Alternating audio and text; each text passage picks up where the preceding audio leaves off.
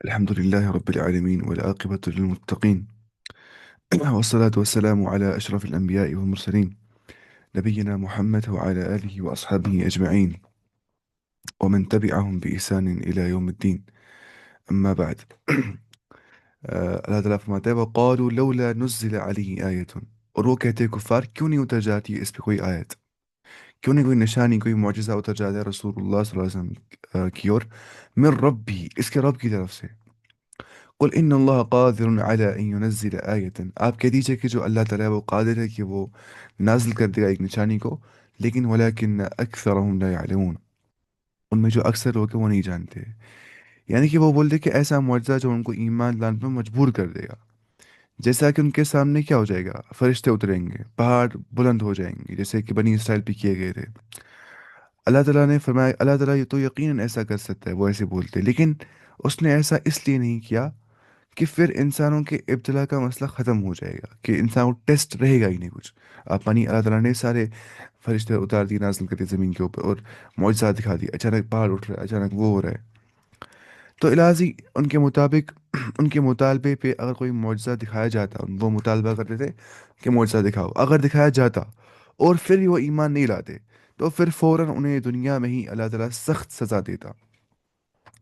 تو یوں اللہ تعالیٰ کی جو حکمت ہے، اللہ تعالیٰ کی حکمت ہی انہیں کا دنیاوی فائدہ ہے، اللہ تعالیٰ کی حکمت میں انہیں کا دنیاوی فائدہ ہے کہ اللہ تعالیٰ ان کو سزا نہیں دیتا ہے، ان کو اللہ تعالیٰ پنش نہیں کرتا ہے اس چیز کی، اور کہ انہوں نے معجزہ دیکھنے کے بعد بھی ایمان نہیں لا دیا، ورنہ اللہ تعالیٰ قادر ہے معجزہ دکھانے پہ، اور جب وہ چاہتا تھا وہ دکھاتا بھی ہے، اپنے حکمت بالغہ کے تحت وہ دکھاتا بھی ہے، اپنی مشر کے تحت وہ معجزہ دکھاتا بھی ہے، وہ کرتا ہے چینج اور آلٹر نیچرل لاس کو جب وہ چاہتا ہے تب۔ وما من دابت فی الارض، اور جتنے بھی زمین پہ جانور ہے، دابہ بولتے ہیں اس جانور کو جو چلتا ہوا پیروں پہ، مطلب اینیمل، ولا طائر، اور نہ ہی کوئی برڈ ہے، یطیر بجناحیہ جو اڑتا ہے، طار یطیر ہو گیا کیا اڑنا، بجناحیہ اپنے جناح، جناح بولتے ہیں کس کو، ونگز کو، ٹھیک ہے، اور اجنحہ اس کا جماعت ہے ونگز، اس طرح قرآن میں بھی آ گیا ہے فرشتوں کے بارے میں، اجنحۃ مثنى وثلاث ورباع، ذو اجنحۃ مثنى وثلاث ورباع، کہ فرشتے جو ہوتے ہیں وہ ونگز والے ہوتے ہیں، بعض فرشتے دو ونگز والے، تین ونگز والے، یا چار ونگز والے۔ تو جناح بولتے ہیں ونگز کو، یعنی کہ نہیں ہے کوئی بھی اینیمل جو چلتا ہے زمین پہ، کوئی بھی برڈ جو اپنے ونگ سے اڑتا ہے، ٹھیک ہے، اور جتنے قسم کے جاندار زمین پہ چلتے ہیں، اور جتنے قسم کے جانور جو ہے اپنے دونوں بازوؤں سے اڑتے ہیں، الا امم امثالکم، وہ کمیونٹی سے تمہاری طرح، ان کی بھی کمیونٹیز ہوتی ہیں، جیسے ہیومن کمیونٹیز ہوتی ہے ویسی اینیمل کمیونٹیز بھی ہوتی ہے۔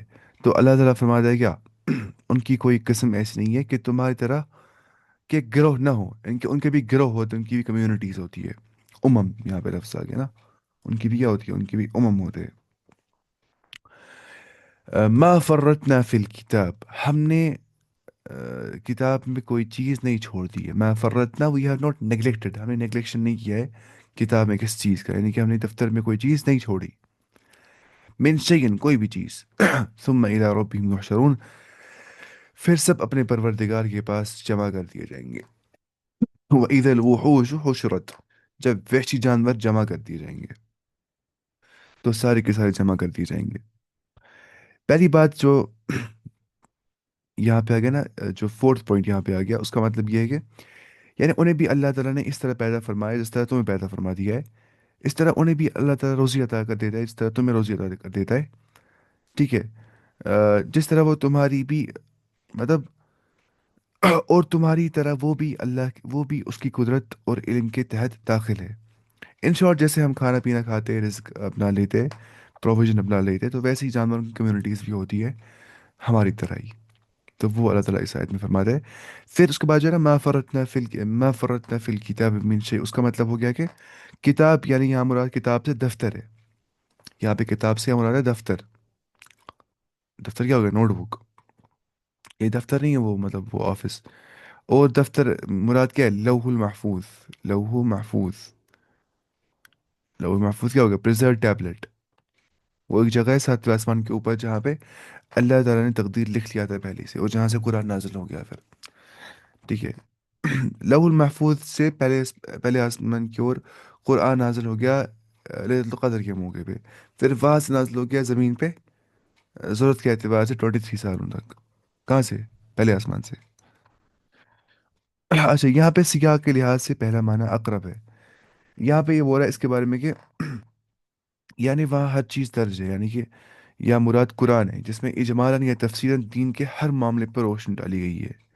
ٹھیک ہے، یعنی کہ لوح المحفوظ پہ ہر چیز درج ہے، ہم نے وہاں پہ کوئی چیز نہیں چھوڑی ہے. یعنی کہ ما فرتنا فی الکتاب من شیء کا مطلب ہوتا ہے ہم نے دفتر میں کوئی چیز نہیں چھوڑی ہے. یا قرآن میں ونزلنا علیک الکتاب تبیانا لکل شیء، اور ہم نے آپ پہ ایسی کتاب نازل کر دی جس میں ہر چیز کا بیان ہے. تبیانا لکل شیء ہو گیا جس میں ہر چیز کا بیان ہے. ٹھیک ہے، یا تو اجمال یا تفصیلاً. قرآن مطلب اب کوئی بولے گا قرآن میں سب کچھ لکھا ہے، قرآن میں نا سب کچھ لکھا ہے، نہیں. کوئی بولے قرآن میں لکھا ہے سائنس میں بھی کیا ہو گیا وہ بھی. ہاں کچھ چیزیں ہیں لیکن وہ اجمالاً ہے. کیا ہے اجمالاً؟ اجمالاً کا مطلب ہوتا ہے سمرائزڈ مینر میں. سمرائز، کوئی بولتا ہے سارا کچھ قرآن سے نکلا ہے، سائنس بھی میتھ بھی. یہ صحیح ہے غلط ہے؟ قرآن ابھارتا ہے علوم کی اور قرآن میں ابھارتا ہے کہ تم آبزرو کرو فزیکل یونیورس کو. لیکن جو ہم آبزرو نہیں کر سکتے، جو غیبیات ہے، وہ ہمیں کون بولتا ہے؟ قرآن. جو ہم آبزرو نہیں کر سکتے مرنے کے بعد کیا ہو جائے گا، ہمیں کس نے یہاں بھیج دیا ہے، یا باقی قرآن میں جتنے بھی علوم مل جاتے ہیں سارے علوم مل جاتے ہیں لیکن کیا اجمالاً سمرائز مینر میں. یا بعض کیا ملتے ہیں تفصیلاً ڈیٹیل میں. تو یہاں پہ سیاق کے لحاظ سے پہلا معنی اقرب ہے. پہلا مطلب یعنی کیا؟ فی الکتاب سے لوح المحفوظ مراد ہے. بعض بولتے ہیں قرآن یہاں پہ مراد ہے، تو بولتے ہیں جس میں اجمال و تفصیلاً دین کے تمام ہر معاملے پہ روشنی ڈالی گئی ہے. چلتے ہیں ہم نیچے. ٹھیک ہے، تو یہ آپ کو سمجھ میں آ گیا ہوگا. پھر اینڈ پہ جو آ گیا یہاں پہ کہ یعنی تمام مذکورہ گروہ اکٹھا کیے جائیں گے. اس سے علماء کے ایک گروہ نے استدلال کیا ہے کہ جس طرح تمام انسانوں کو زندہ کر کے ان کا حساب کتاب لیا جائے گا، جانوروں اور دیگر تمام مخلوقات کو بھی زندہ کر کے ان کا بھی حساب کتاب لیا جائے گا. اور یہ صحیح حدیث میں بھی آ گیا نا کہ جسے رسول سے فرمایا کسی سینگ والی بکری نے اگر بغیر سینگ والی بکری پہ کوئی زیادتی کی ہوگی تو قیامت والے دن سینگ والی بکری سے بدلہ لیا جائے گا. یہ صحیح مسلم میں آ گیا ہے، حدیث نمبر 1997. تو بعض علماء نے حشر سے مراد صرف موت لی ہے، یعنی کہ سب کو موت آ جائے گی. وہ ادھر وہ ہوش حشرت کا مطلب ہے سب کو موت آ جائے گی. اور بعض علماء نے کہا ہے کہ یہ حشر سے مراد کفار کا حشر ہے، اور درمیان میں مزید جو باتیں آئی ہے وہ جملہ معترضہ کے طور پہ ہے. اور جملہ معترضہ ہو گیا ایڈیشنل انفارمیشن. ٹھیک ہے، اور حدیث مذکور جس میں بکری سے بدلہ لے جانے کا ذکر ہے وہ بطور تمثیل بیان کیا جا رہا ہے، مطلب مثال دی ہے وہ، جس سے مقصد یہ ہے کہ قیامت کے حساب و کتاب کی اہمیت اور عظمت واضح ہو جائے گی. یا یہ کہ حیوانات میں صرف ظالم اور مظلوم کو زندہ کر کے ظالم اور مظلوم کو بدلہ دیا جائے گا، باقی کو حساب نہیں لیا جائے گا، پھر دونوں معدوم کر دیے جائیں گے. اس کی تائید بعض حدیث سے ہو جاتی ہے کہ دونوں پھر معدوم کر دیے جائیں گے. تو زیادہ صحیح رائے جو مجھے بھی لگتی ہے کیونکہ میں نے کچھ حدیث پڑھے تھے اس کے بارے میں نا اس کتاب سے، تو اس میں کچھ حدیث ایسے آئے تھے. یہ جو حدیث ہے والا کہ جو سینگ والی بکری ہے نا، جو نان سینگ والی بکری کو مارتی ہے سینگ، تو اللہ تعالیٰ نان سینگ والی بکری جو ہے اس کو دے گا سینگ، اور وہ اس کو مارے گی کس کو؟ سینگ والی بکری کو. تو ان شارٹ یہ سمجھانے کے لیے، عظمت سمجھانے کے لیے کہ اس دن کتنا بڑا عدل ہو جائے گا کہ جانور جو ظالم ہوگا اس کو بھی زندہ کر دیا جائے گا، پھر اس سے کیا ہو جائے گا حساب کتاب. لیکن ان کے لیے جنان جہنم نہیں ہوگا. مجھے سمجھ ان کی حدیث میں بعد میں آ گیا کہ وہ معدوم کر دی جائیں گے، بعد میں وہ ختم کر دی جائیں گے، وہ مٹی بن جائیں گے. تو ان علماء کی رائے یہ ہے کہ یہ صرف وہ زندہ کر دیے جائیں گے جو ظالم اور مظلوم ہو گئے جانور. ٹھیک ہے، آ، ورنہ ان کا ایسا نہیں ہوگا. ان کے حشر سے مراد کیا ہے؟ ان کے حشر سے مراد ہے کہ ان کو جمع کر ان کو ایک ساتھ موت آ جائے گی. ٹھیک ہے، اب یہاں پہ ہے نا، لیکن یہاں پہ دیکھ یہاں پہ مطلق نہ کیا کہ وہ اپنے رب کی اور جمع کر دیے جائیں گے. ٹھیک ہے، سارے کے سارے جتنے بھی ہیں یہاں پہ. تو جمع کرنے سے بولتے ہیں یہاں بعض علماء مراد ان کو سب کو موت آ جائے گی. اس کے بعد بہرحال واللہ عالم. اس کے بعد والذین کذبوا بآیاتنا، اور جن لوگوں نے جھٹلایا ہماری آیات کو، ہماری نشانیوں کو، سمن و بکمن، وہ بہرے اور وہ گونگے ہیں، نہ وہ سنتے نہ وہ صحیح سے بول پاتے. فی ظلمات، وہ ظلمات یعنی کہ ڈارکنس کے اندر ہے، بالکل وہ ظلمات کے اندر ہے. میں یشاء اللہ، جس کو چاہے گا اللہ تعالیٰ یضلل ہو، اس کو وہ گمراہ کرے گا۔ اب اللہ تعالیٰ کیوں چاہے گا، یہ سمجھ نا، اللہ تعالیٰ کی جو مشیت ہوتی ہے نا وہ حکمت پہ مبنی ہوتی ہے، اس کی ول ہوتی ہے بیسڈ آن وزڈم۔ اس کو پتہ ہوتی ہے کون ڈیزرو کرتا ہے گائیڈنس، کون ڈیزرو کرتا ہے ٹو گو اسٹرے، تو اس کو اللہ تعالیٰ گمراہ کر دیتا ہے اپنی حکمت کے مطابق۔ وہ جانتا ہے اللہ تعالیٰ کہ یہ ڈیزرو نہیں کرتا ہے گائیڈنس، یہ مصر رہتا ہے گناہوں پہ، یہ پسند کرتا ہے گناہوں کو، یہ نہیں چاہتا اچھا انسان بننا، تو گمراہ ہونے دو اس کو۔ اور میں یشا، اور اس کو چاہتا ہے اللہ تعالیٰ، یعنی کہ اپنے حکمت بالغہ کے تحت، کیونکہ اللہ تعالیٰ کی مشیت حکمت پہ مبنی ہوتی ہے، تو جس کو اللہ تعالیٰ حکمت کے مطابق، اس کو اللہ تعالیٰ یجعلہ علی صراط مستقیم، اس کو اللہ تعالیٰ صراط مستقیم پہ چلا دیتا ہے، بنا دیتا ہے اس کو، صراط مستقیم کے اوپر چلا دیتا ہے اس کو، ٹھیک ہے؟ یعنی کہ جو لوگ ہماری آیتوں کی تکذیب کرتے ہیں وہ تو طرح طرح کی ظلمتوں میں بہ رہے ہیں، گونگے ہو رہے ہیں، ٹھیک ہے؟ اللہ تعالیٰ جس کو چاہے بے راہ کر دے، اور جس کو چاہے سیدھی راہ پہ لگا دے۔ اس کے بعد چلتے ہیں نیچے، کون سی آیت پڑھی تھی؟ 37 یہاں پہ اچھا، تو یہ جو آیت ہے اس کے بارے میں سے یہاں پہ لکھا ہے کہ آیت الہی کی تکذیب کرنے والے چونکہ اپنے کانوں سے اسے حق بات اس سننے سے حق بات سنتے نہیں، اور اپنی زبانوں سے حق بات بولتے نہیں ہیں، اس لیے وہ ایسے جیسے گونگے اور بہرے ہوتے ہیں۔ الہذی یہ کفر و ضلال کی تاریکیوں میں بھی گرے ہوئے، تاریکیوں میں، ظلمتوں میں، ڈارکنس میں گرے ہوئے ہیں، اس لیے انہیں کوئی ایسی چیز نظر نہیں آتی جس سے ان کی اصلاح ہو سکے۔ بس ان کے جو حواس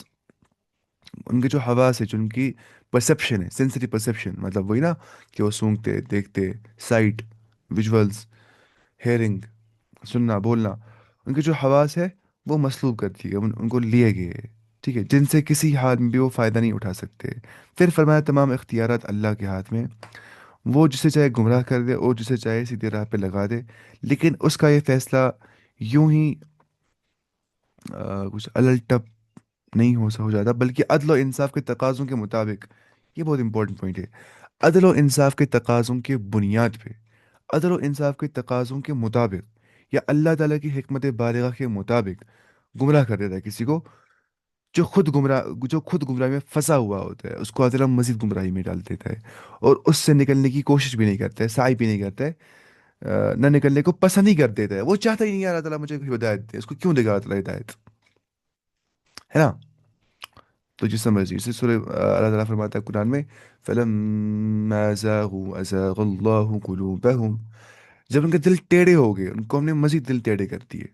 تو انیشلی انسان خود اپنا دل ٹیڑھا کر دیتا ہے، حق سے اعراض کر دیتا ہے، مصر گناہوں پہ رہتا ہے، اور چاہتا ہی نہیں ہے مجھے ہدایت مل جائے، ارے کیا کرنا ہے ہدایت کو، تو اس کو اللہ تعالیٰ گمراہی کر دیتا ہے، اور وہ مستحق بھی ہوتا ہے گمراہی کا۔ یہ شیطان صفت انسان کی خصلت ہے کہ وہ اپنی گمراہی کا دوش اللہ کو دیتا ہے۔ یہ شیطان نے کہا تھا، رب بما اغویتنی لأقعدنہم على صراطك المستقیم ثم لآتینہم من بین ایدیہم ومن خلفہم، ہے نا؟ شیطان نے کہا تھا اے اللہ، اس سبب سے کہ تو نے مجھے گمراہ کر دیا، میں تیرے لوگوں کو گمراہ کر دوں گا۔ مطلب اس نے دوش دیا اللہ کو اپنی گمراہی کا، حالانکہ گمراہ وہ خود ہو گیا تھا، اس نے خود انکار کر دیا سجدے سے۔ تو ایسے ہی جو بولتے ہیں نا، جو مطلب بلیم کرتے ہیں اللہ تعالیٰ کو اپنی گمراہی کی، اور یا خدا تمہاری توفیق کی نماز پڑھوں، اللہ تعالیٰ مجھے توفیق دیتا ہے نہیں نماز پڑھنے کا، وہ مجھے گمراہ کرتا ہے، وہ بدبخت انسان ہوتا ہے، وہ شیطانی صفات میں سے آ جاتی ہے۔ پتہ ہوتی ہے انسان کو اپنی free will, out of free will, out of evil choice وہ نماز چھوڑ دیتا ہے، گناہ کر دیتا ہے، فحاشی میں جاتا ہے۔ آیت نمبر 40، قل ارائیتم، آپ کہہ دیجئے، کیا تم نے دیکھا ہے؟ قل ارائیتم، آپ کہہ دیجئے، کیا آپ نے دیکھا ہے؟ Have you seen ان اتاکم عذاب اللہ، اگر تمہارے پاس آئے گا اللہ کا عذاب، او اتتکم الساعہ، یا تمہارے پاس قیامت آ جائے گی، گھڑی آ جائے گی، یعنی کہ قیامت کا دن آ جائے گا، اغیر اللہ تدعون ان کنتم صادقین، کیا تم غیر اللہ کو پکارو گے اگر تم سچے ہو؟ یعنی کہ آپ کہیے کہ اپنا حال تو بتاؤ، ارائیتم، اپنا حال تو بتاؤ، مجھے خبر دو کہ اگر تم پہ اللہ کا عذاب آ پڑے گا، یا تم پہ قیامت آ پہنچے گی، تو کیا اللہ کے سوا کسی اور کو تم پکارو گے اگر تم سچے ہو؟ بل ایاہ تدعون، بلکہ تم اسی کو ہی، صرف خالص خاص اسی کو تم پکارو گے، اللہ کو ہی، فیکشف ما تدعون الیہ، تو وہ تمہیں وہ ریموو کر دے گا. ما تدعون الیہ what you call upon him, یعنی کہ پھر جس کے لیے تم پکارو گے، اگر وہ چاہے تو اس کو ہٹا دے. پھر جس کے لیے تم پکارو گے، اگر وہ چاہے تو اس کو ہٹا دے گا، انشاء اگر چاہے گا. وہ تنسون ما تشرکون، اور جن کو تم شریک ٹھہراتے ہو ان سب کو بھول بال ان سب کو جو ہے، ان سب کو بھول بال جاؤ گے. تم مطلب بھول جاؤ گے، بھول بال جاؤ گے مطلب بھول جاؤ گے. اور تنسون ما تشرکون، تم ان سب کو بھول جاؤ گے جن کو تم شریک بنایا اپنا اللہ کا. یعنی کہ اگر تمہارے پاس اچانک سے قیامت آ جائے گی، تم دیکھو گے اپنی آنکھوں سے قیامت کو، کیا تم اس موقع پہ غیر اللہ کو پکارو گے؟ نہیں. تقاضے فطرت یہ ہے کہ تم اللہ کو ہی پکارو گے. فیکشف ما تدعون الیہ، تو وہ ریموو کر دے گا جو کچھ تم پکارتے ہو اس کو. تو اس کا مطلب کیا ہو گیا؟ دیکھیے اس نے یہاں پہ لکھا ہے ارأیتم میں کاف اور میم خطاب کے لیے. کاف اور میم ارأی. اچھا ارأیتم نہیں، ارأیتکم ہے. ایک منٹ، یہاں پہ دیکھیے کیا لکھا ہے. ارأیتکم، یہاں پہ کاف اور میم جو ہے یہ اینڈ میں جو کاف کم جو ہے، یہ خطاب کے لیے ہوتا ہے. کیا ہوتا ہے؟ خطاب، مخاطب کے لیے. اس کے مطلب ہوتے ہیں اخبرونی. کیا مطلب ہوتے ہیں؟ اخبرونی، مجھے خبر دو. اخبرونی. ارائیتم کا مطلب ہوتا ہے مجھے خبر دو، اخبرونی. اس مضمون کو قرآن مجید نے متعدد جگہ فرما دیا ہے. ٹھیک ہے. اس کا مطلب یہ ہوا کہ توحید انسانی فطرت کی آواز ہے. انسانی فطرت، انسانی نیچر کی آواز کے توحید. ایک چیز ہی بولتا ہے بعض اوقات، او مائی گاڈ، اے خدا. جب اس کو جو ہے دیر از نو ایتھیس when plane starts، مطلب یہ پلین اسٹارٹس کریشنگ. جب پلین سے ہوتا ہے کیا، لینڈ کرتا ہے پلین، جب پلین میں شیک ہو جاتا ہے نا، when plane starts shaking there is no atheist left، تب نہیں بچتا کوئی atheist. سب بولتے ہیں او مائی گاڈ. وہ نکلتی ہے کیا، فطرت کی آواز. تو ویسے جب انسان بولتا ہے میری موت قریب آنے والی ہے، تو خود ہی بولتا ہے خدا بچاؤ. ایسا کیوں ہوتا ہے؟ کیونکہ جو توحید ہے وہ انسانی فطرت کی آواز ہے. انسانی ماحول یا آبا و اجداد کی تقلید ناسدید میں مشرکانہ عقائد اور اعمال میں مبتلا رہنا ہے، اور غیر اللہ کو اپنا حاجت اور روا مشکل کچھ سمجھتے رہنا. نظر نیاز کے نام نکالنا ہے، لیکن جب کسی ابتلا سے دو چار ہونا، پھر دیکھیے انسان کیوں کرتا ہے شرک. مطلب انسان کیوں شرک میں گیا ہے؟ اصل وجہ ہوتی ہے نا کہ اس کے اینسسٹر شرک میں گئے ہوتے ہیں، اس کے جو آبا و اجداد ہوتے ہیں وہ شرک کرتے ہیں، بولتے ہیں مجھے بھی یہی کرنا ہے. لیکن جب وہ کسی مشکل میں آ جاتا ہے، آزمائش میں آ جاتا ہے انسان، اور فطرت اس پہ غالب آ جاتی ہے، اس پہ اس ٹائم پہ اس کا ٹرو نیچر غالب آ جاتا ہے. اس کو بھول جاتے ہیں کسٹم ریچولس، مجھے اندھی تقلید کرنی ہے ماں باپ کی یا اپنے باپ داداؤں کی. تو اس موقع پہ بے اختیار طور پہ انسان اسی ذات کو پکار دیتا ہے، بالکل انوالنٹرلی اس کو آواز نکل جاتی ہے. وہ بولتے ہیں ایسے کیوں ہو گیا، میں نے کیوں اس کو پکارا. کاش لوگ اسی فطرت پہ قائم رہتے کہ نجات اخروی تو اسی بنیاد پہ ملے گی کہ صدائے فطرت یعنی توحید کے اختیار کرنے میں ہی ہے. کہ مکمل طور پہ اس صدائے فطرت یعنی کہ توحید کو اختیار کریں گے، جو فطرت کی آواز ہے توحید، اس پہ وہ عمل کرتے، دنیا میں بھی کامیاب ہو جاتے اور اخروی زندگی میں بھی وہ کامیاب ہو جاتے ہیں. لیکن اللہ تعالیٰ ہم سب کی حفاظت کرے، شرک سے بچا دے، اور ہمیں توحید پہ ہی ہمیشہ رکھے مرنے کے دم تک، جب تک ہماری آخری سانس نکل جائے گی. آ،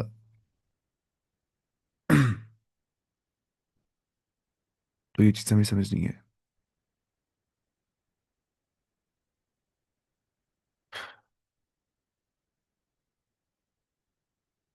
اللہ آپ کی زندگی میں سکسیس دے.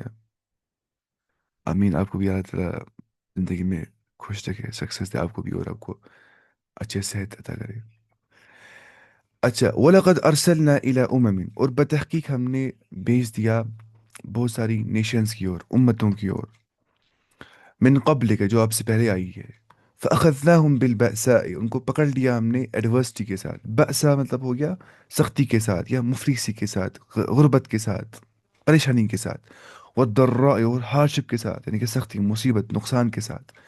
لعلہم یتضرعون، تاکہ وہ گڑ گڑائے اللہ کے سامنے، وہ آہوزاری کرے. ٹھیک ہے، یہ تضرعون کا مطلب ہوتا ہے آہوزاری کرنا، ہمبل رہنا، گڑ گڑانا. تو اللہ تعالیٰ بعض اوقات انسان کو ڈال دیتا ہے مشکلات میں، پریشانیوں میں، مصائب میں، تاکہ وہ ہمبل رہے اللہ کے سامنے. अल्लाह ताला को पता होती है कि अगर उसको मैं मुसीबत नहीं डाल दूंगा बाज़ औक़ात तो ये एरोगेंट बन जाएगा, बोलेगा जैसे मुझे ही सब कुछ पता है, मेरी तक मेरे हाथ में सब कंट्रोल, सब अथॉरिटी है। लेकिन बाज़ औक़ात उसको डाल देता है अल्लाह बीमारी में, परेशानी में, ताकि वो हम्बल रह जाए। और ऐसा होता भी है। तो वो ब्लेसिंग होती है उसकी ओर, इंसान की ओर, वो वापस आता है अल्लाह ताला की ओर उसके बाद। अब कुछ लोग सब्र करते हैं, वो अल्लाह की ओर वापस आ जाते हैं। कुछ लोग इसके क्या होते हैं, वो मजीद बन जाते हैं एरोगेंट। वो मजीद जजा फजा कर देते हैं, वो पैनिक हो जाते हैं। क्या मुसीबत आ गया, मैं वो सब्र से काम नहीं लेते। सब्र का उल्टा आ जाता है पैनिक हो जाना, यानी कि उसको बोलते हैं अरबी ज़बान जदा जदा, अल जदा वल फजा। शायद ये उर्दू में बोलते हैं जजा फजा। जजा फजा ना मतलब ये हो रहा पैनिक हो जाना। तो इस्लाम बोलता है सब्र से काम लेना इंसान को, ना कि जजा फजा से। तो यहाँ पे इसने जो ये आयत लिखी है, इसने लिखा है कि और हमने उम्मतों की तरफ भी जो आपसे पहले गुजर चुकी है पैगंबर भेजे थे। सो हमने उनको तंगदस्ती और बीमारी से पकड़ लिया ताकि वो इजहार अजज कर सके। इजहार अजज यानी कि वो आजिज़ी का इजहार कर सके। लअल्लहुम यतदर्रऊन, ताकि वो तदर्रु अल्लाह के सामने अख्तियार करे, हम्बल हो जाए, आहुजारी करे, ताकि वो सख्त, ताकि मतलब वो जो है गिड़गिड़ाए अल्लाह के सामने उसके बाद। ये हम कहाँ पे थे, अच्छा यहाँ पे। फलौला इज़ जाअहुम बअसुना, बस क्यों नहीं जब उनके पास आती है हमारी कोई पनिशमेंट। तदर्रऊ, वो हम्बल करते अपने आप को। वलाकिन कसत कुलूबुहुम, लेकिन उनके दिल हार्ड हो जाते, मजबूत हो जाते, मतलब हार्डन हो जाते, पत्थर दिल बन जाते हैं उनके दिल। वो ज़य्यन लहुम शैतानु, और शैतान उनके लिए मुज़य्यन करता है अमाल को। मतलब मुज़य्यन का मतलब होता है मेड फेयर सीमिंग, लगता है अच्छे अमल है। मतलब उसको एडॉर्न कर देता है, जीनत दे देता है उन अमाल को। मतलब कोई क्यों गुनाह करता है, मतलब कोई गुनाह क्यों करता है, क्योंकि उसको शैतान वो चीज़ मुज़य्यन कर देता है। पता है ना कि गुनाह गलत ही होता है, गंदा चीज़ होता है, लेकिन शैतान उसकी आंखों में मुज़य्यन करता है गुनाह, उसको दिखाता है एज ए अच्छा चीज़ है कोई। उसको बोलते हैं फेयर, मेड फेयर सीमिंग। माँ कानून के अमल, जो कुछ वो अमल करते हैं, शैतान उनके अमाल मुज़य्यन कर देता है। वज़य्यन लहुम शैतानु मा कानू यअमलून। तो कौम में जब अखलाक और किरदार की पस्ती में मुब्तला होकर अपने दिल को जंग आलूदगी कर लेती है, तो उस वक्त अल्लाह के अजाब से उन्हें ख्वाब गफलत से बेदार करने और झंझोड़ने में नाकाम रहते हैं। फिर उनके हाथ तलब मगफरत के लिए अल्लाह के सामने उठते हैं, उनके दिल उसकी बारगाह में नहीं झुकते, उनके रुख इस्लाह की तरफ नहीं मुड़ते, बल्कि अपनी बदआमारियों पर तावीलात और तवजीहात के हुस्न गिलाफ चढ़ाकर अपनी दिल को मुतमईन कर लेती है। ये बहुत इंपॉर्टेंट पॉइंट है, देखिए। अपनी बदआमालियों पर तावीलात करते हैं, वो इंटरप्रिटेशन करते हैं, बोलते हैं मेरी मुराद ये थी, मैं ऐसे करता हूँ, मेरी इंटेंशन ऐसे है, मैं गलत काम करता हूँ लेकिन मुझे नीयत सही है, ये गलत नहीं बन जाएगा उस हिसाब से। या तवजीहात, वजह बोलते, इल्लतें बोलते, मुझे ये रीज़न था, मुझे वो रीज़न था, मैं नमाज नहीं पढ़ता हूँ, रीज़न वो है, रीज़न ये है। तो जैसे शैतान जो है वो क्या करते हैं, वो हसीन गिलाफ चढ़ाते हैं, हसीन अच्छे गिलाफ अपने दिल को मुतमईन कर लेते हैं, बोलते हैं हम गुनाह नहीं करते। उसको बोलते हैं सेल्फ एश्योरिंग मैकेनिज्म, खुद को एश्योर करते हैं हम गलत नहीं करते।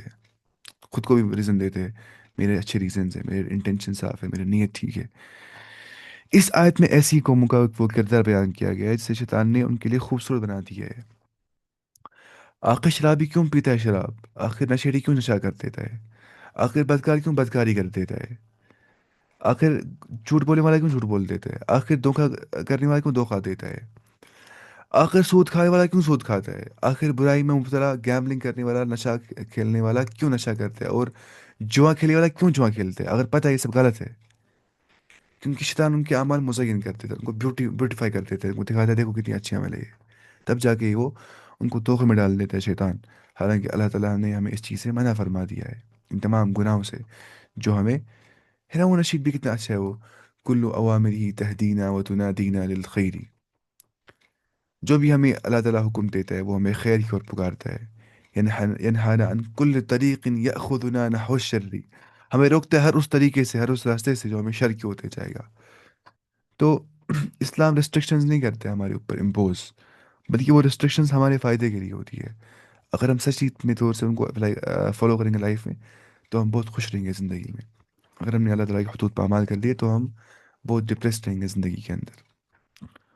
उसके बाद फलम्मा नसू मा ज़ुक्किरू बिही, जब वो भूल गए जो कुछ उनको रिमाइंड किया गया था, वो भूल गए उसको। फतहना अलैहिम अबवाब कुल्ली शैइन, ہم نے کھول دیا ان پہ ہر چیز کا دروازہ، فتحنا علیہم ابواب کل شیء، ہم نے کھول دیا ان کے اوپر دروازہ ہر چیز کا، حتی اذا فرحوا، یہاں تک کہ جب وہ خوش ہو گئے، بما اوتوا، جو کچھ وہ دیے گئے، اخذناہم بغتۃ، ان کو ہم نے پکڑ لیا اچانک سے، ان کا انہیں مواخذہ کر لیا، فاذا هم مبلسون، پھر جب وہ مایوس، بالکل مایوس ہو گئے، ڈم فاؤنڈڈ اس نے یہاں پہ لکھا ہے، مبلسون کا مطلب ہو گیا جب وہ بالکل بہت زیادہ رنجیدہ ہو گئے، نا امید ہو گئے، ہوپ لیس ہو گئے، ڈم فاؤنڈڈ ہو گئے، بہت پریشان ہو گئے، پھر وہ مایوس ہو گئے پھر وہ اس کے بعد، ٹھیک ہے، تو یہ تھی یہ والی آیت. یعنی کہ پھر جب وہ لوگ ان چیزوں کو بول رہے جن کو بولے رہے، جن کی ان کو نصیحت کی جا رہی، تو ہم نے ان پر ہر چیز کے دروازے کشادہ کر دیے، مطلب رزق دیا ان کو، سب دیا ان کو، سٹیٹس دیا ان کو، لیکن جب ان چیزوں پر جو کہ ان کو ملی تھی وہ خوب اترائے، حتی اذا فرحوا بما اوتوا، جب وہ بہت اترا گئے، ریجوائس کر دیا انہوں نے، ٹھیک ہے، جو کچھ ان کو دیا تھا اللہ تعالیٰ نے، تو ہم نے ان کو دفعتاً پکڑ لیا، اچانک سے ہم نے ان کو پکڑ لیا، سڈنلی، بغتتاً یا دفعتاً، فَإِذَا هُمْ مُبْلِسُونَ، پھر جب وہ نامراد ہو گئے، بالکل مایوس ہو گئے، جب وہ بالکل رنجیدہ ہو گئے اور نا امید ہونے لگے، پھر یہ ابلاس سے بن گیا، ابلاس بولتے ہیں نا امیدی کو، ہوپ لیسنس کو. تو اس کے بعد اللہ تعالیٰ فرماتا ہے فَقُطِعَ دَابِرُ الْقَوْمِ، تو بس کاٹا گیا دابر القوم، مطلب ظالم لوگوں کی جڑیں کٹ گئی. داور بولتے ہیں کس کو؟ جڑ کو. ریمننٹ، ریمننٹ کیا ہوتا ہے جو بچ جاتا ہے بعد میں نا. تو دابر القوم کا مطلب ہے قوم کی اصل یا قوم کی جڑ، یعنی کہ اصل جڑ یعنی کہ نسل کو بولا جاتا ہے، ٹھیک ہے. فقطع دابر القوم، تو کاٹی گئی قوم کی جڑیں، کاٹی گئی، اس قوم کی جڑیں کاٹی گئی، ظالم قوم کی جڑ کاٹی گئی، الذین ظلموا، جنہوں نے ظلم کر دیا، تو ظالم قوم کی جڑ کاٹی گئی. والحمد للہ رب العالمین، اور تمام شکر کا اللہ تعالیٰ ہی جو ہے مستحق ہے، اللہ تعالیٰ کا شکر ہے جو تمام عالمین کا پروردگار ہے. الحمد للہ رب العالمین. تو مطلب کیا ہو گیا اس میں؟ خدا فرموش قوموں کی بابت اللہ تعالیٰ بیان فرماتا ہے کہ ہم بعض دفعہ وقتی طور پہ ایسی قوموں پر دنیا کی آسائشوں اور فراوانیوں کے دروازے کھول دیتے ہیں، یہاں تک کہ جب وہ اس میں خوب مگن ہو جاتی ہے اور اپنی مادی خوشحالی اور ترقی پر اتانے لگ جاتی ہے کہ ہمیں مٹیریلسٹکلی ہم کتنے آگے گئے، پھر ہم ان پہ اچانک اپنا مواخذہ کی گرفت میں لے لیتے ہیں ان کو ہم، اور ان کی جڑی کاٹ دیتے ہیں. حدیث میں بھی یاد ہے کہ نبی صلی اللہ علیہ وسلم فرمایا جب تم دیکھو کہ اللہ تعالیٰ نافرمانیوں کے باوجود کسی کو اس کی خواہشات کے مطابق دنیا دے رہا ہے، تو یاد رکھو یہ استدراج ہے، یہ ڈیل ہوتی ہے. پھر آپ نے یہی آیت فرمائی، تلاوت فرمائی. کون سی آیت؟ یہ والی کہ فلما نسوا ما ذكروا به فتحنا عليهم ابواب كل شيء حتى اذا فرحوا بما اوتوا اخذناهم بغتة فاذا هم مبلسون. ٹھیک ہے، مسند احمد میں ایسا آ گیا. تو قرآن کریم اور اس حدیث اور اس قرآن کریم کی اس آیت اور حدیث سے معلوم ہوتا ہے کہ دنیاوی ترقی اور خوشحالی اس بات کی دلیل نہیں ہے کہ جس فرد یا قوم کو یہ حاصل ہو تو اللہ تعالیٰ کی وہ چہیتی قوم ہے، نہیں. اللہ تعالیٰ اس سے خوش ہے، ایسا بالکل بھی نہیں ہے جیسا کہ بعض لوگ سمجھتے ہیں ایسا. بلکہ بعض تو جیسے جو قرآن کہتا ہے ان الارض یرثها عبادی الصالحون، جو میری زمین ہے اس کو میرے نیک بندے انہیرٹ کریں گے اس زمین کو. یہ سورہ انبیاء میں آگے کا مصداق قرار دیتے ہیں اللہ کے نیک بندے. ایسا سمجھنا کہنا غلط ہے، ٹھیک ہے. گمراہ قوموں یا افراد کی دنیائی خوشی اور خوشحالی ابتلا اور مہلت کے طور پہ ابتلا اور مہلت کے طور پہ ہے، نہ کہ ان کے کفر و معاصی کا صلہ ہے. مطلب اگر دیکھیں گے دنیا میں جو ڈیولپڈ کنٹریز ہے وہ کافر کنٹریز ہی ہے، نہ کہ مسلم کنٹریز جو مٹیریلسٹکلی بہت آگے گئے ہیں ڈیولپمنٹ میں، سائنس میں. تو اس کا مطلب یہ کہ اللہ تعالیٰ ان سے خوش ہے؟ نہیں. اس کا مطلب کہ ان کو اللہ تعالیٰ خوشحالی میں ڈال دیتا ہے، ان کو آزمانے کے لیے، ان کو ٹیسٹ کرنے کے لیے، ان کو مہلت، استدراج، ڈیل دینے کے لیے. ٹھیک ہے، ڈیل مطلب ہو گیا جو چاہتا ہے واپس آنا اللہ کے راستے ہو گیا وہ خود آ جائے گا واپس، جو نہیں چاہتا ہے وہ بڑھ رہا ہے گناہوں میں اور اس کا عذاب اتنا زیادہ بڑھ جائے گا. اس کو بولتے ہیں ڈیل. کیونکہ اللہ تعالیٰ حلیم ہے نا، وہ جیسے اللہ تعالیٰ حلم والا ہے، اس کے جو فیصلے ہوتے ہیں وہ حلم پہ مبنی ہوتے ہیں، وہ جلد باز نہیں ہے اللہ تعالیٰ. ورنہ کوئی گناہ کر دیتا ہے ادھر ہی کوئی مر جاتا، گناہ کر دیا آسمان سے آدھی بجلی ادھر مر جاتا. ایسا نہیں ہوتا ہے نا ریئلسٹکلی، کیونکہ اللہ تعالیٰ جو ہے وہ حلیم ہے. اس کے بعد قل ارائیتم، آپ کہہ دیجئے یا رسول اللہ صلی اللہ علیہ وسلم. اچھا، اس سے پہلے ایک چیز آ گیا تھا یہاں پہ. قل ان اخذ اللہ سمعکم، اگر اللہ تعالیٰ تمہاری ہیئرنگ کو ہی لے دے گا، اگر اللہ تعالیٰ تمہاری سماعت کو لے لے گا، وہ ابصارکم، تمہاری بصارت کو لے لے گا، بالکل لے لے گا، وہ ختم علی قلوبکم، اگر تمہارے دل پہ اللہ تعالیٰ مہر ڈال دے گا، سیل ڈال دے گا. من الہ غیر اللہ یأتیکم بہ، کون الہ، کون خدا ہے اللہ کے بغیر جو تمہیں واپس اللہ کی اور لے جائے گا. یہ کہ سوچنے کی بات ہے. اگر اللہ تعالیٰ نے کفر کے سبب سے انسان کو، گناہوں کے سبب سے انسان کو ہیئرنگ ہی لے لی، وہ سنتا ہی نہیں ہے حق کی بات، قرآن سمجھتا ہی نہیں ہے، دیکھتا ہی نہیں ہے حق کی بات، دل بھی کام نہیں کرتا ہے، دل بھی اللہ کی اور مائل نہیں ہوتا ہے. تو کون من الہ غیر اللہ یأتیکم بہ، کون اللہ کے بغیر الہ ہے جو اس کو واپس اللہ کی اور لے جائے گا. یعنی کہ صرف اس کو اللہ ہی اس گمراہی سے واپس نکال سکتا ہے. انظر، آپ دیکھیں، کیف نصرف الآیات، ہم کیسے اپنی آیتیں جو ہے پھیرتے، یعنی کہ ہم کیسے اپنی آیتیں ایکسپلین کرتے تھے. ٹھیک ہے. یعنی کہ آپ دیکھیں کیسے ہم اپنی آیتوں کو مختلف پہلوؤں سے پیش کرتے ہیں، مختلف اسپیکٹس میں. آپ دیکھیں خالی ایک اسپیکٹ ہے کہ اللہ تک انسان کیسے پہنچے گا. اب کیسے کیسے اللہ تعالیٰ ان آیتوں کو تصریف کر دیتا ہے، ان کو مطلب اس کو بولتے ہیں کیا، دلائل کو مختلف پہلوؤں سے پیش کرنا، مختلف اسپیکٹ سے. ایک ہی ایویڈنس ہے، اس کو مختلف اسپیکٹ سے پیش کرنا. انظر کیف نصرف الآیات ثم هم یصدفون، لیکن اس کے باوجود وہ کیا کرتے، وہ اعراض کرتے تھے. یصدفون کا مطلب ہوتا ہے وہ ٹرن اوے کرتے ہیں، وہ اعراض کرتے تھے. ٹھیک ہے. مصرف کا مطلب ہوتا ہے ہم الٹتے پلٹتے، ہم پھیر پھیر کر بیان کرتے تھے. یعنی کہ وہی ہم تمام اسپیکٹس بیان کرتے تھے، دلائل کو مختلف پہلوؤں سے پیش کرتے تھے. اور یستیفون کا مطلب ہوتا ہے وہ کنارہ کشی اختیار کرتے تھے، یعنی کہ وہ دور ہو جاتے اس سے، اعراض کرتے تھے، کنارہ کشی اختیار کرتے تھے، ٹرن اوے کرتے، یستیفون. تو دیکھیے، آنکھیں، کان و دل، یہ انسان کے نہایت اہم اعضاء و جوارح ہے. اللہ تعالیٰ فرما رہا ہے کہ اگر وہ چاہے تو ان کو وہ خصوصیات سلب کرے جو اللہ نے ان کے اندر رکھی، یعنی کہ سننے کی صلاحیت، دیکھنے کی صلاحیت، سمجھنے کی خصوصیات جو ہوتی ہے. تو جس طرح کافروں کے یہ اعضاء ان خصوصیات سے محروم ہوتے ہیں، وہ سمجھ نہیں پاتے حق کو، نہ دیکھ پاتے، نہ سمجھ پاتے، نہ سن پاتے. اگر وہ چاہے تو اعضاء کو ویسے ہی ختم کر دے. وہ دونوں ہی باتوں پہ قادر ہے اللہ تعالیٰ. اس طرح کی گرفت سے کوئی بچ نہیں سکتا مگر یہ کہ خود کسی کو بچانا چاہے اللہ تعالیٰ. آیات کو مختلف پہلوؤں سے پیش کرنے کا مطلب ہے کہ کبھی اللہ تعالیٰ کرتا ہے، کبھی تبشیر کرتا ہے، کبھی وارن کرتا ہے، کبھی گلیڈ ٹائڈنگز دیتا ہے، کبھی ترغیب دیتا ہے اللہ تعالیٰ، کبھی ترہیب دیتا ہے اللہ تعالیٰ، کبھی کسی اور ذریعے سے اللہ تعالیٰ ہمیں اپنی اور پکارتا ہے اور آخرت کی اور پکارتا ہے. اللہ یدعوکم الی الجنت والمغفرۃ بإذنہ، اللہ تعالیٰ پکارتا ہے ہمیں جنت کی اور مغفرت کی اور. اس کے بعد قل ارائیتم، آپ کہہ دیجئے تمہارا کیا تم بتلاؤ، تم مجھے جواب دو.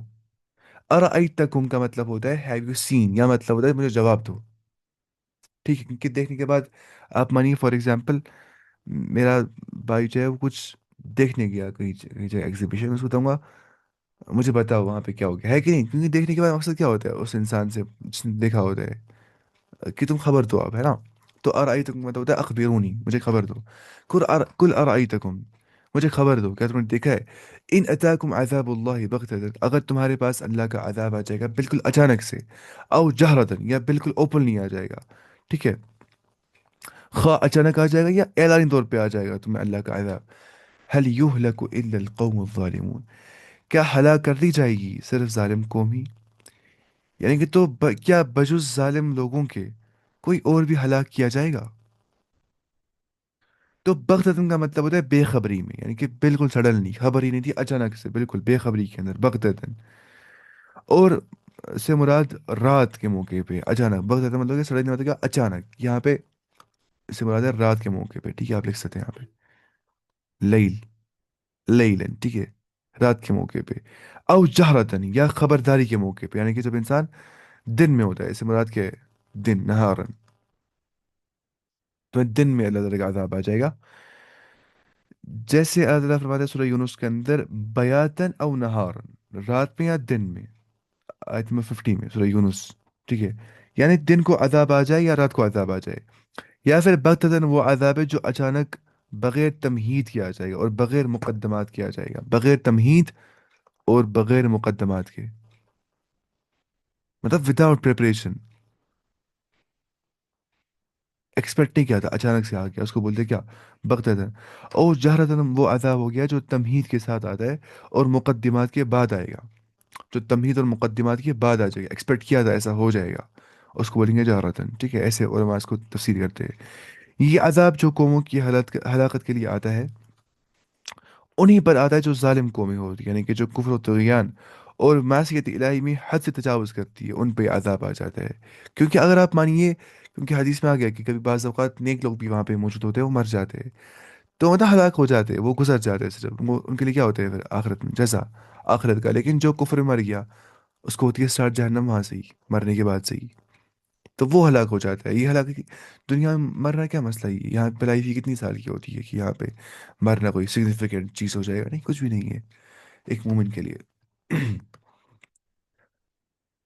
اس کے بعد اللہ تعالیٰ فرماتا ہے کہ وما نرسل المرسلین، نہیں بھیجا ہم نے مرسلین کو، میسنجرز کو، رسولوں کو، الا مبشرین و منذرین، لیکن صرف کیا، بشارات دینے والے اور ڈرانے والے۔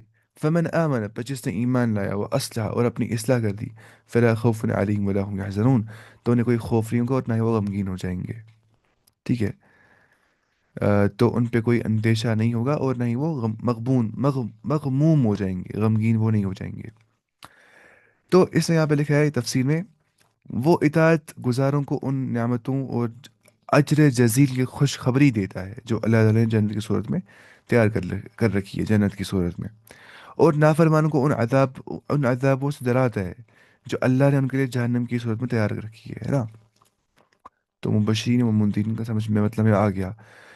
اور پھر یہاں پہ ایک اور چیز لکھا ہے کہ مستقبل، یعنی کہ آخرت میں پیش آنے والے حالات کا انہیں اندیشہ نہیں ہوگا، فلا خوف علیہم ولا هم يحزنون کا مطلب ہو گیا مستقبل، یعنی کہ فیوچر میں آخرت میں آنے والے حالات کا انہیں اندیشہ نہیں ہوگا، اور نہ اپنے پیچھے دنیا میں جو کچھ چھوڑ آئے ہیں یا ان کی دنیا کی جو آسودگیاں وہ حاصل نہ کر سکے، اس پہ وہ مغمون نہیں ہوں گے، یعنی کہ فلا خوف علیہم، انہیں کوئی خوف نہیں ہوگا آخرت میں، مستقبل کے اندر وہ اندیشہ ان کو کچھ بھی نہیں ہوگا، ولا هم يحزنون، اور نہ ان کو کوئی، نہ وہ مغمون ہوں گے، نہ ہی وہ غم کے اندر ہوں گے کہ دنیا میں ہمیں کیوں نہیں آسودگیاں مل گئی، ٹھیک ہے۔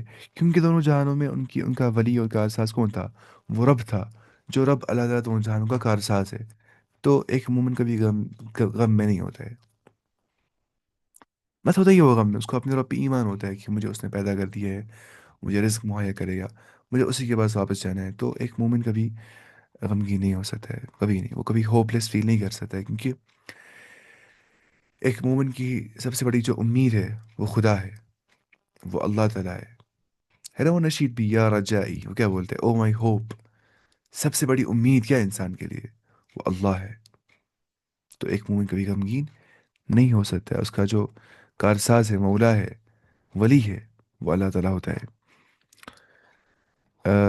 والذین کذبوا بآیاتنا، اور جن لوگوں نے جھٹلا دیا ہماری آیات کو، یمسہم العذاب، ان کو ٹچ کر لے گا عذاب، بما کانوا یفسقون، اس سبب سے جو کچھ انہوں نے گناہ کر دیے، نافرمانی کر دی، ڈس اوبیڈینس کر دی، ٹھیک ہے، حدود پامال کر دی اللہ تعالیٰ کی، یعنی کہ ان کو عذاب اس لیے پہنچے گا کہ انہیں تکفیر اور تکذیب کا راستہ اختیار کر دیا، تکفیر کفر کر دیا، تکذیب جھٹلا دیا، اور اللہ کی اطاعت اور اللہ تعالیٰ کی اوامر کی پرواہ نہیں کر دی، پامال کر دی اللہ تعالیٰ کے جو ہے اوامر کو، اور ان کے محارم اور مناہی کا ارتکاب کر دیا، جو حرام کردہ چیزیں تھیں ان کا ارتکاب کر دیا، تو اللہ تعالیٰ کی حرمتوں کو پامال کر دیا اس شخص نے، تو اس کو عذاب پکڑے گا۔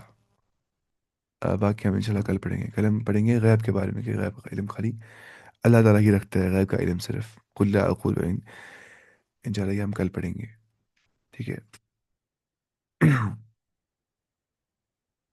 آ، باقی آپ اس کو لرن بھی کیا کریں ساتھ ساتھ میں، جو ہم پڑھتے آئے تھے، بہت آسان لگتا ہے یاد کرنا، تفسیر قرآن پڑھنے کے بعد یا ترجمہ پڑھنے کے بعد بہت آسانی ہو جاتی ہے، آپ خود اندازہ کر سکتے ہیں یاد کرنے کے بعد۔